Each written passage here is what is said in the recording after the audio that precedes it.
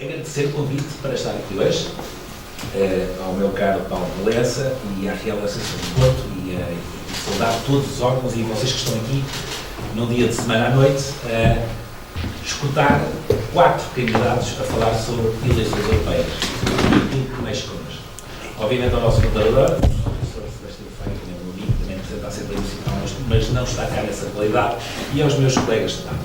Eu começo pelo Francisco, e podia começar pelo lado direito, se calhar centro-direito, mas começo pelo Francisco, e dizer isto, quer ao Paulo, quer à Mariana, que nós podemos ter opiniões divergentes, mas não nos chateamos, temos de ter a consciência daquilo que nós lutamos. Eu já fiz isto e é um reconhecimento que eu faço mesmo ao Francisco Assis. O Francisco Assis, de todas as listas que são candidatas, todos os elementos, o Francisco Assis é o único que já lá esteve. E a Lídia é a única que está e que vai continuar a estar. De todos, são todos pela primeira vez, salvo erro. Portanto, nós temos um que já esteve, que foi o Francisco, e a Lídia Pereira, que hoje está e que é vice-presidente do PPE, e de resto mais ninguém tem experiência no cargo do Parlamento Europeu. Depois de dizer isto ao Francisco Assis, tomara a Portugal, eu disse isto, e não digo isto de troca de garelas, que nós tivéssemos socialistas moderados como o Francisco Assis. Tomara, porque Portugal e a Europa precisam de um Partido Socialista moderado. E o Francisco Assis, reconheço a ele essa moderação. E ele há um bocado falou de Mário Soares, aquilo que o Partido Socialista fez nos últimos anos em Portugal, se o Mário Soares fosse vivo, quando se coligou com a extrema-esquerda, ele estava a dar voltas e voltas e voltas. Depois... Uma pessoa que deu voltas foi eu. Também. Mas Portugal precisa de um Partido Socialista moderado, quando, para a sobrevivência do Partido Socialista que governou o nosso país 9 anos, se colocou a partidos de extrema-esquerda, que são eurocríticos e eurocínicos, nós estamos muito mal. E depois vou responder aqui uma provocação da Mariana, relativamente o federalismo não enfia da carapuça, eu acho que nos três, mas na Aliança Democrática do PSD, do CDS e do PPM, a nós não enfiamos esse barreiro. Nós não defendemos um projeto federalista. E vou responder diretamente às questões. Relativamente à Europa, nós temos a consciência, já foi aqui abordado, do bloco chinês, do bloco americano e do bloco europeu. A Europa cresceu nos últimos 15 anos, no PIB, em termos mundiais, 6%. A América cresceu, o bloco americano, 82%. Olhem a diferença. O que é que nós precisamos? Inovação, inteligência artificial e voltar a reindustrializar a Europa, que é uma coisa que não aconteceu. E nós, Portugal, também temos que aproveitar tudo isso. É através do crescimento económico que nós vamos ter melhor economia, que nós vamos ter melhores salários, que nós vamos ter mais coesão económica e mais coesão social. É por aí, não é por outro lado.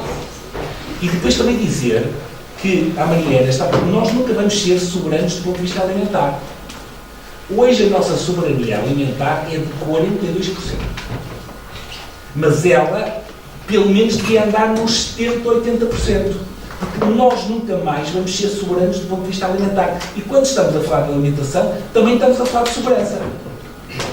Porque é importante. E dizer que, como dizia o Francisco e o professor Sebastião Feio, nós temos que olhar para Portugal como um país médio em termos de Europa, como um país pequeno em termos do mundo.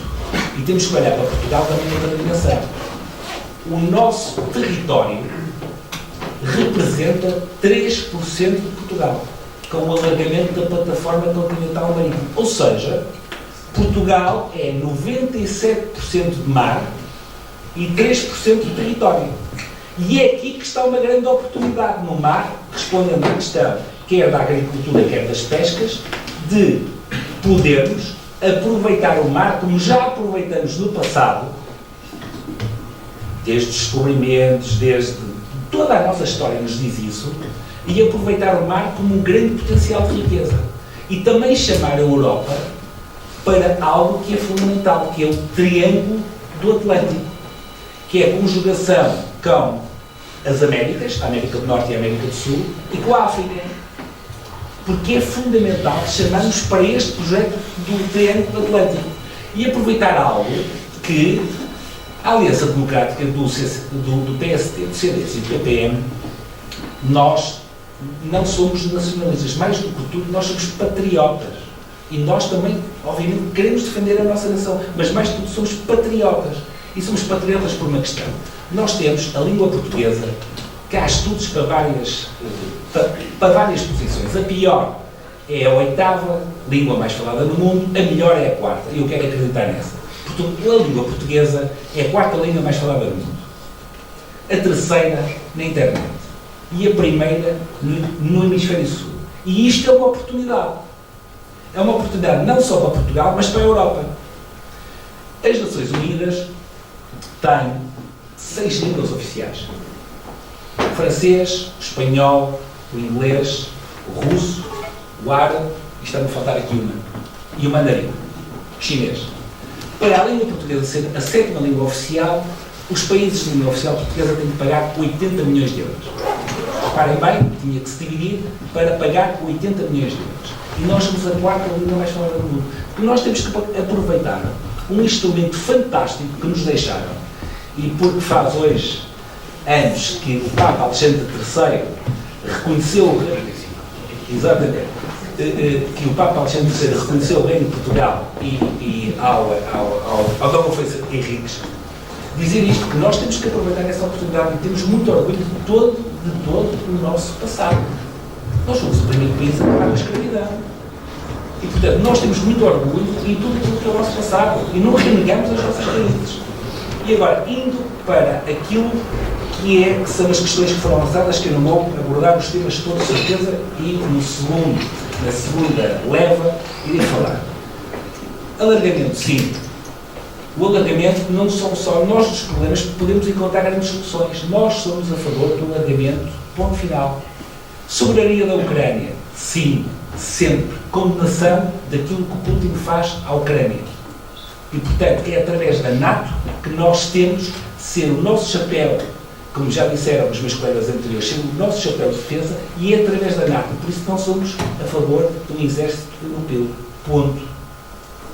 Somos a favor também de outra coisa, que aqui pode ser mais controverso, que é o financiamento da indústria da defesa, que também pode ser uma oportunidade de inovação, acrescentando inteligência artificial e inovação, e sendo uma grande oportunidade que nós temos para o nosso país.